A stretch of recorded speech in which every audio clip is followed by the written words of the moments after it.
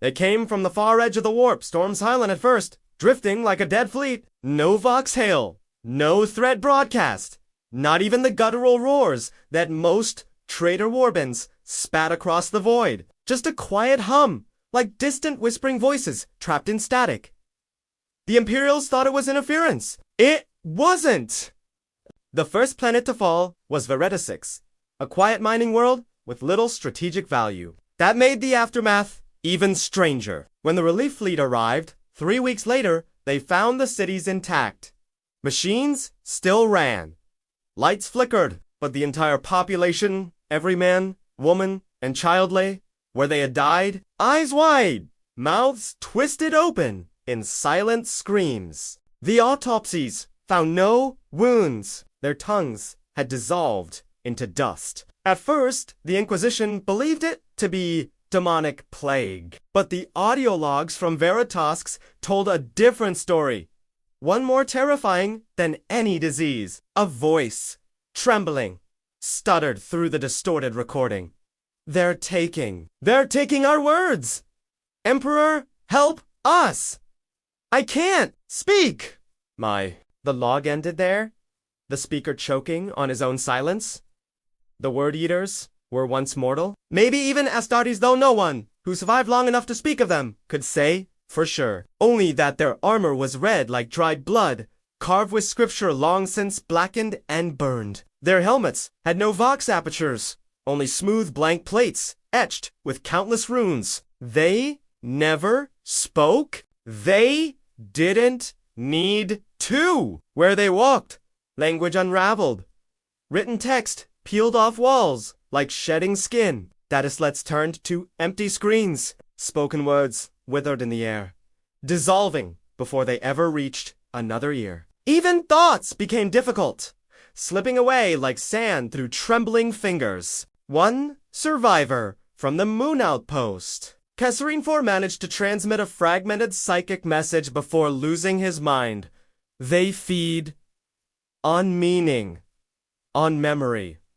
Can't hold ideas together. They hollow us from the inside. They are hunger wearing armor. The word eaters cursed was ancient, older than the Imperium. Older, perhaps even than the first human steps into the warp. Their existence was fueled by an unspeakable need, a craving for the very building blocks of civilization. Language, story, identity.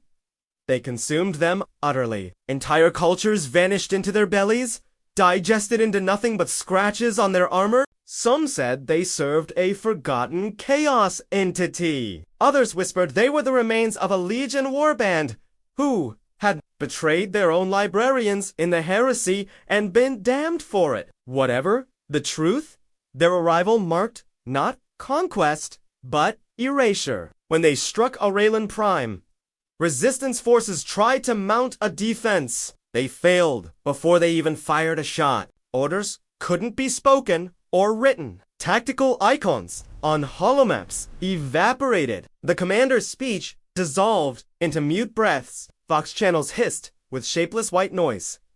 Communication collapsed, and with it, hope. Soldiers died screaming without sound, clutching at their throats as their thoughts disintegrated. Those captured were forced to kneel before towering red figures who pressed a gaunted palm to their skulls. Witnesses described a sensation of being unwritten, memories peeling apart, names vanishing, language devoured until only primal terror remained. Then, even the terror disappeared. By the time the Word Eaters moved on, Aurelian Prime still stood. Buildings intact, vehicles functional, lights humming, but no books remained. No signage, no names, only blank faces and silent corpses lying in streets that once echoed with life. A final message was found scratched into the ferrocrete outside the ruined administratum tower, written in shaking, dying strokes. They do not kill the body first. They kill the words that make you human. The shuttle touched down on Aurelian Prime with a hiss of depressurized air. Inquisitor Merave stepped out first, boots sinking into ash that hadn't been there days before. not normal ash. This was pale too, pale most white, like powdered bone. Her acolyte, Darn, crouched and lifted a pinch between his fingers. Not natural, he whispered. Mara's jaw tightened. Nothing about this is natural. The sky above the capital city was locked under a thick, unmoving storm front. No thunder, no rain, just the heavy, smothering weight of silence. Even the winds seemed afraid to breathe.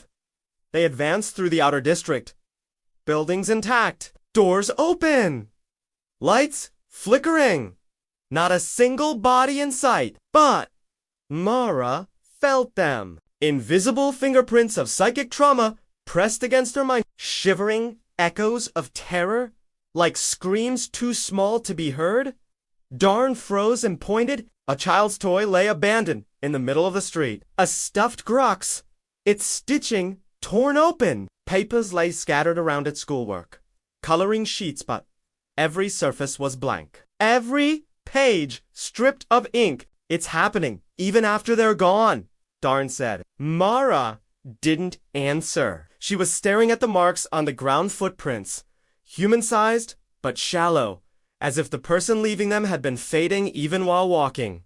Then the Vox chimed. A single word whispered across the channel, thin as paper tearing. Help? Dawn's eyes widened.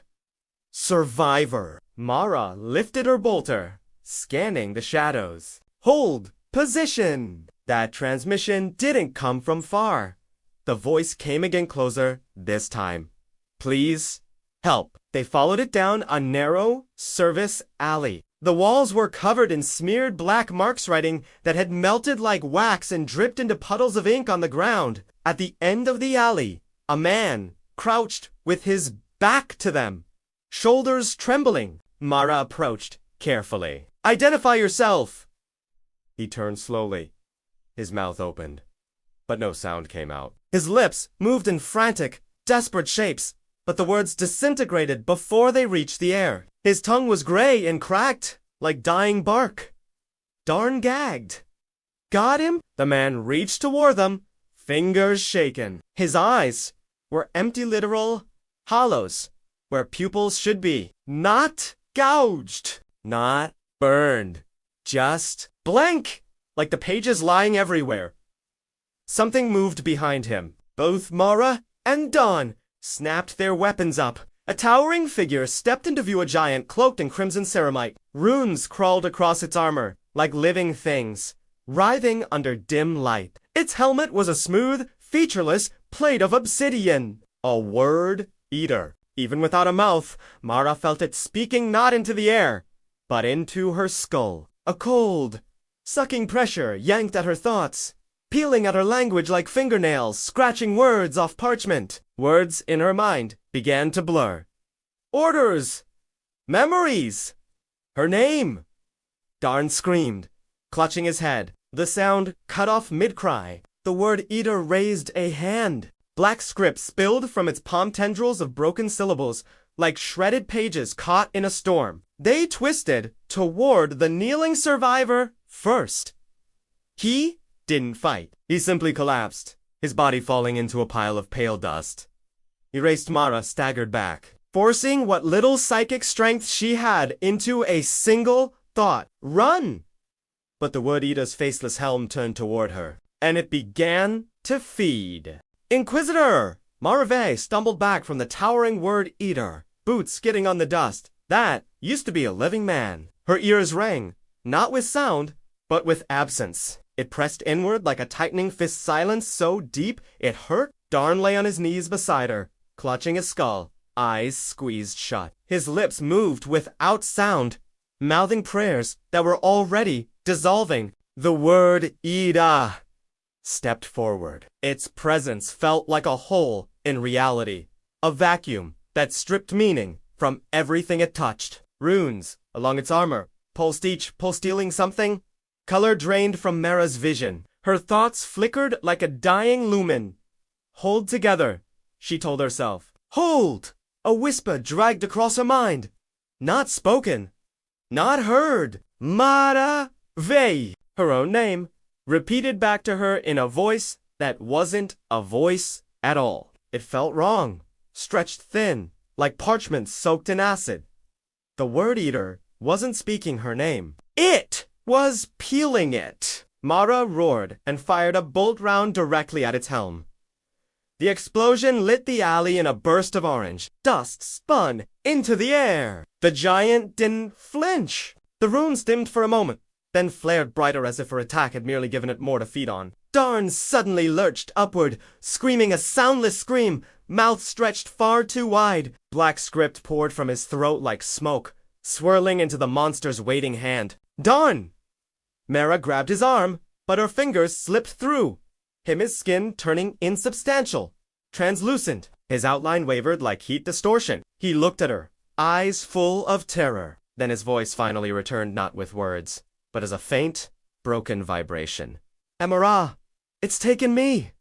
Don't let it. He collapsed into white dust. Mara staggered, choking on a breath that felt stolen. The word eater advanced, each step erasing more of the world around IT posters peeling blank. Shadows losing definition.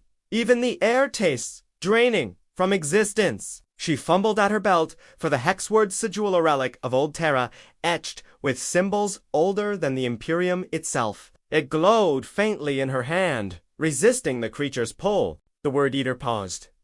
Not stopped, but slowed, its runes dimmed, flickering in agitation.